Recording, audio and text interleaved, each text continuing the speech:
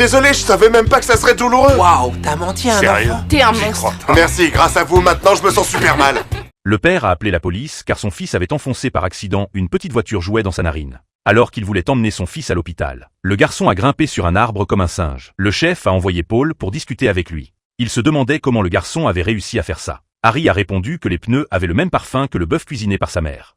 Il avait fait ça juste pour satisfaire son appétit. Paul a proposé de l'emmener à l'hôpital pour retirer l'objet. Mais Harry a refusé aussitôt. Et pourquoi ça te fait peur? C'est là-bas que ma mère est allée quand elle a eu mal à la tête. Elle est jamais rentrée à la maison. Il lui a dit qu'il avait une astuce pour sortir la petite voiture, et qu'il n'aurait pas besoin d'aller à l'hôpital s'il se tenait sage. Mais à la vue des grosses pinces que tenait le pompier, Harry a eu peur de la douleur et a voulu se dérober. Vous êtes sûr que ça fera pas mal? Ouais, j'en suis sûr.